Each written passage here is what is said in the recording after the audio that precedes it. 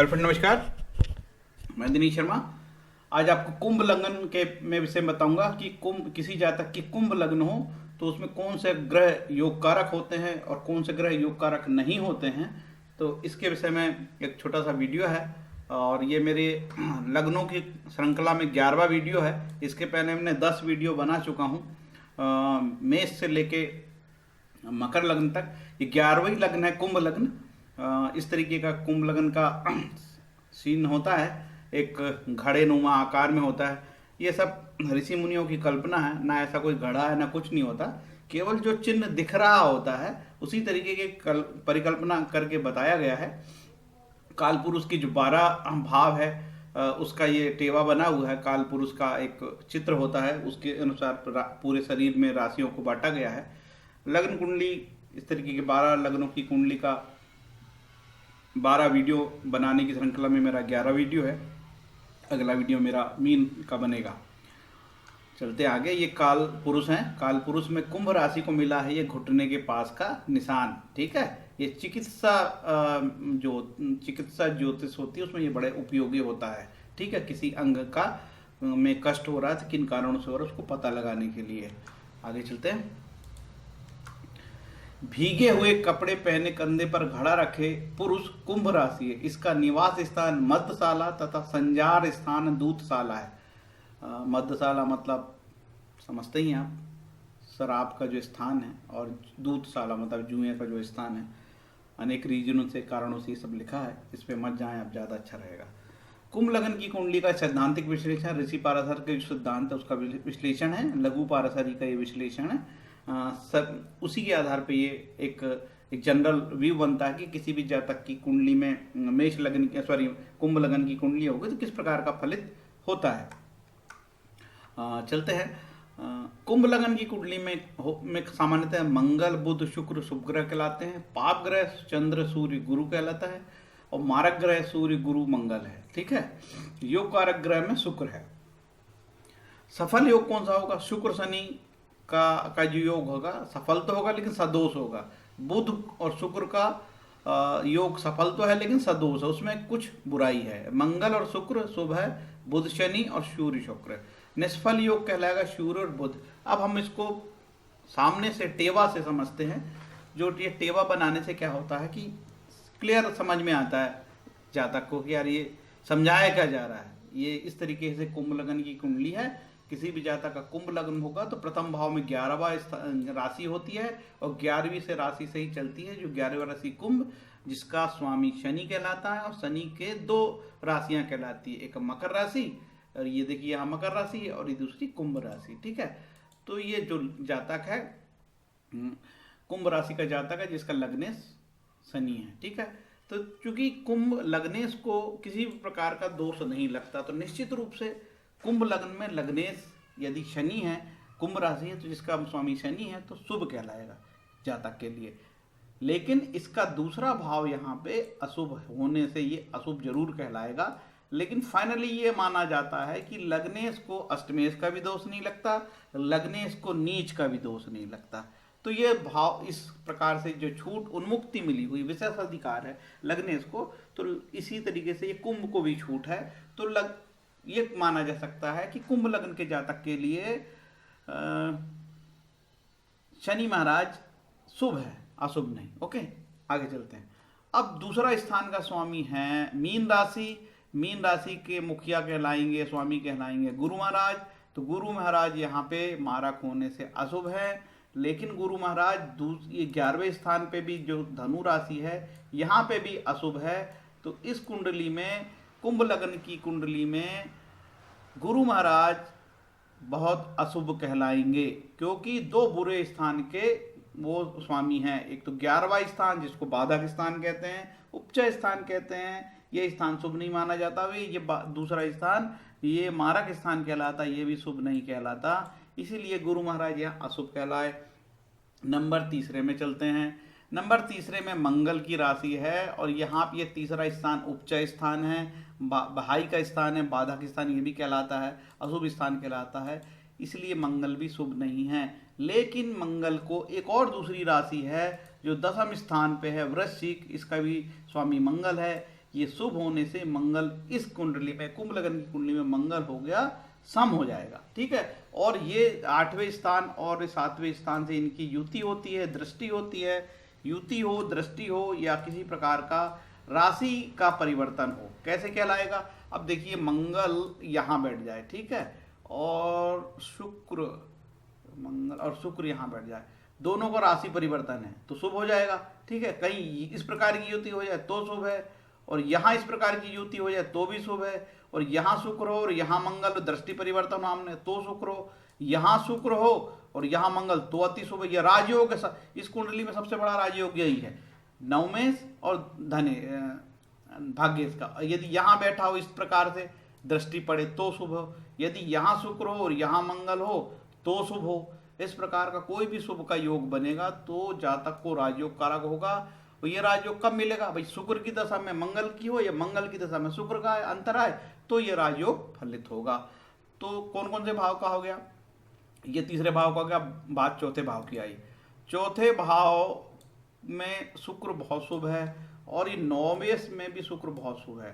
तो इस कुंडली में सबसे ज्यादा शुभ कोई ग्रह है तो वो है शुक्र। शुक्र की किसी भी ग्रह के साथ की अंतर्दशा जब आएगी तो जातक को धन लाभ होगा और भाग्योदय होगा, ये जान लेना, ठीक है। शुक्र बहुत पॉजिटिव हो गया। अब बुध, तो बुध इसमें कुंडली में पंचमेश होने से बहुत शुभ है, लेकिन बुध जो है यहाँ पे अष्टमेश होने से अशुभ है। तो बुध को सम मान लिया जाएगा, लेकिन चूंकि पंचमेश त्रिकोण बहुत शुभ स्थान कहलाता है तो यह माना गया है कि बुध भी यहाँ पे शुभ ग्रह है। अब ये आता है छठा स्थान, पांचों का छठा स्थान। यहाँ पे चंद्रमा जो है षष्ठेश होने के कारण अति शुभ हो गए हैं। मौका पड़ेगा यदि इनको कोई शनि की दृष्टि पड़ जाए, मंगल की दृष्टि पड़ जाए तो ये मारक भी हो सकते हैं यहाँ पे, ठीक है। तो कुंभ लगन की कुंडली में ये बहुत ज्यादा नेगेटिव कहलाएंगे। ओके, सूर्य महाराज यहाँ पे मारक 7वें स्थान के स्वामी होने से मारक है, लेकिन ये अकेले मारक नहीं बनेंगे। यदि मंगल और शनि की कोई युति हो जाए, दृष्टि पड़ जाए तो यहाँ पे ये मारक हो सकते हैं। फाइनली सूर्य को यहाँ पे शुभ नहीं मानेंगे, केंद्र स्थान पे है, ठीक है। और ये छठा स्थान तो अष्टमेश बुध है, बहुत बुरा बताया। ये शुभ बताया मैंने आपको, सबसे शुभ स्थान है ये, शुक्र इस कुंडली में सबसे शुभ है। और ये दसमेश बहुत शुभ होता है, तो शुभ है यहाँ पे। और यहाँ पे जो 11वां स्थान अशुभ कह रहा है गुरु को स्थान, और ये 12वां स्थान जो है शनि का या मकर राशि, ये अशुभ कहलाएगा। इस तरीके के फलित है। ये तो एक जनरल प्रेडिक्शन हुआ, सिद्धांत की बात हुई, ठीक है। सभी के लिए सिद्धांत अप्लाई है, लेकिन देखते हैं भावार्थ रत्नाकर में कुछ अच्छे योग बताए हैं। किसी जातक की कुंडली में इस प्रकार की योग मिले तो शुभ जानना। कैसे? कुंभ अथवा सिंह लग्न हो तो नवमेश और दसमेश की दृष्टि युति आदि संबंध मां से विशेष योग की प्राप्ति नहीं होती, कारण तृतीय से। ये बताया है यहाँ की, जैसे मैंने अभी आपको बताया था कि कोई, पहले तो मैंने बताया कि इस प्रकार की दृष्टि होगी, लेकिन यहाँ खंडन कर दिया, ठीक है। कुंभ लग्न में इस प्रकार के फलित का साफ मना कर दिया। देखिए हर एक लग्न की कुंडली में यहाँ पे शुभ मैंने बताया था, यानी ये जो बताया था इसका किस तरीके से यहाँ पे खंडन हो गया, ठीक है।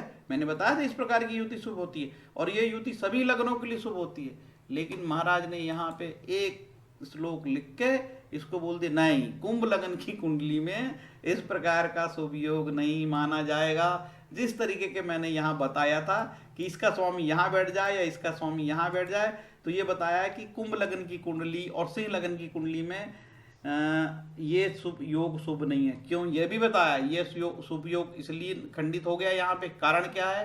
तृतीय। देखिए अब यहाँ पे आपको देखने को मिलेगा ये योग यहाँ पे देखने को मिलेगा आपको। ये कारण क्या है? ये यहाँ पे तृतीय भाव का स्वामी है, ठीक है।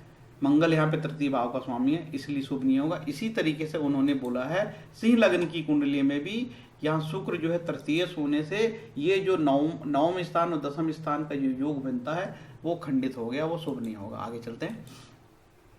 कुंभ लग्न की कुंडली में यदि कुंभ लग्न हो, शुक्र लग्न में, सूर्य दशम में और राहु भी लग्न में हो तो गुरु और राहु अपनी दशा भुक्ति में दोनों योग अर्थात धन देते हैं, ठीक है।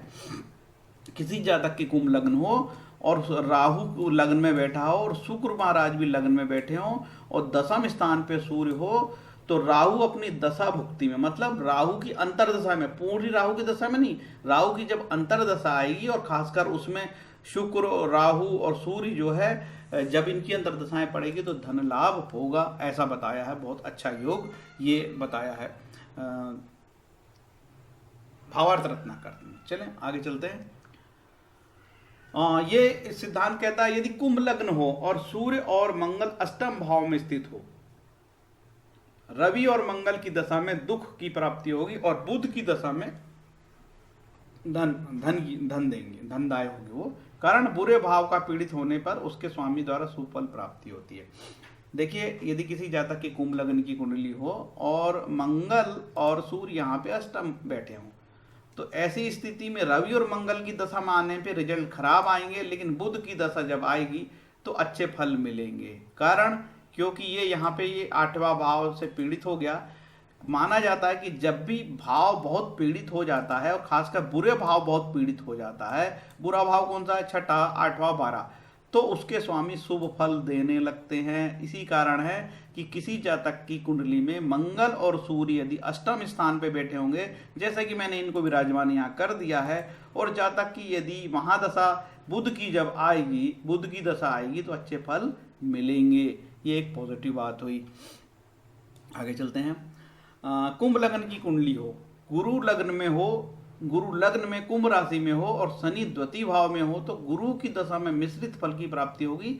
शनि की दशा बहुत अच्छा फल करेगी। देखिए गुरु लग्न में होगी तो गुरु हमने लग्न में बिठाए और शनि महाराज को हमने 12वें स्थान पे बिठा दिए मकर राशि में, ठीक है। शनि यदि द्वितीय भाव में हो, सॉरी शनि द्वितीय भाव में, ये है शनि द्वितीय भाव में, गुरु लग्न में हो कुंभ की राशि और शनि द्वितीय भाव में है, तो ये शनि द्वितीय भाव में बैठा है। और गुरु की दशा में, जब गुरु की दशा आएगी तो मिश्रित फल मिलेंगे, लेकिन शनि की दशा धनदायक होगी। कारण शनि यहाँ पे बैठे हैं और यहाँ से जो है दृष्टि भी देंगे, तीसरी दृष्टि, ठीक है, 7वीं दृष्टि यहाँ पे, और इसके बाद इनकी जो है 10वीं दृष्टि यहाँ पे लाभ स्थान पे पड़ेगी। तो ये शुभकारी योग बनेगा, ऐसा भावार्थ रत्नाकर में जो है रामानुजाचार्य रचित ग्रंथ में ये बात सिद्ध सूत्र दिया है, और ये ग्रंथ बड़ा उपयोगी है और इसके फलित भी बैठते हैं, इसीलिए बताया जा रहा है आपको। आगे चलते हैं। किसी जातक की कुंभ लग्न की कुंडली हो, यदि शनि और शुक्र धनु राशि में एकादश स्थान पे हो, देखिए शनि और शुक्र धनु राशि में एकादश स्थान पे हमने इनको विराजमान यहाँ पे किया है, हो तो शुक्र अपनी दशा में बहुत शुभ फल करता है। किसी जातक के कुंभ लग्न की कुंडली हो और यहाँ पे शनि और शुक्र बैठा हो, तो शुक्र की जो महादशा आएगी उसमें बहुत लाभ होगा, ठीक है। खासकर शुक्र में कब आएगी, जब शनि का प्रत्यंत अंतर्दशा आएगी, शुक्र में शनि आएगा और कुंभ लग्न हो तो उसको लाभ होगा, फल होगा, अच्छे फल होंगे, ऐसे सिद्धांत बताए गए। आखिरी सिद्धांत देख लेते हैं। किसी जातक की यदि कुंभ लग्न हो, यदि तृतीय भाव में मेष राशि में, ठीक है, तो मेष राशि में जो है सूर्य उच्च के हो जाते हैं, ठीक है। सूर्य बुध और गुरु हो तो सूर्य अपनी दशा में धन का राज देगा, ठीक है। यदि किसी जातक की कुंडली में तीसरे स्थान पे बुध, गुरु और शनि यहाँ पे बैठ जाएं, तो सूर्य महाराज तो उच्च के हो जाएंगे, लेकिन गुरु महाराज से यहाँ 3 दृष्टि देंगे। यहाँ से इनकी 5वीं दृष्टि पड़ेगी जो पद प्राप्ति का स्थान है, और तीसरी स्थान से 7वीं दृष्टि इनकी 9वें स्थान पड़ेगा जो भाग्य स्थान है, भाग्य को बलि करेंगे गुरु महाराज, और जो है 9वीं दृष्टि लाभ भाव में पड़ेगी, तो ये लाभ को बढ़ाएंगे। इस तरीके से यदि किसी दशा आएगी तो सूर्य की महादशा में ऐसे यदि योग होंगे तो सूर्य की महादशा में धन और राज्य मिलेगा, ऐसा जातक रामानुजाचार्य भावार्थ रत्नाकर में लिखते हैं। इस तरीके से ये विवेचना यहाँ पे संपन्न हुई। उम्मीद है आपको अच्छा लगा होगा। आपसे निवेदन है यदि किसी जातक की कुंडली में ऐसे इस प्रकार के कोई योग आपको नहीं जम रहे हैं और आपको ऐसा लग रहा है आपकी लग्न की कुंभ की लग्न है और आपको बड़ा असहज महसूस करते हैं, तकलीफ हो रहे हैं, या किसी भी प्रकार की कोई ग्रह बाधा हो, तो ईश्वर भक्ति से प्रारब्ध भी कट जाता है, ऐसा पद्म पुराण में श्लोक आया, वही श्लोक में आज डिस्प्ले कर रहा हूँ। आप प्रारब्धम फलम पापम कूटम बीजम फलोन्मुखम क्रमणेव प्रलियेत विष्णु भक्ति रतात्म नाम। जो लोग भगवत भक्ति करते हैं में रत है, उनके सारे पाप कर्म चाहे फलीभूत हो चुके हों, सामान्य हो, बीज रूप में हो, वो क्रमशः नष्ट हो जाते हैं। इस प्रकार की बात पद्म पुराण में कही गई है। उम्मीद है कि मेरा ये वीडियो आपको अच्छा लगा होगा। मेरा वीडियो आपको अच्छा लगे तो लाइक करिए, शेयर करिए, कमेंट करिए। Thank you. हरे कृष्णा।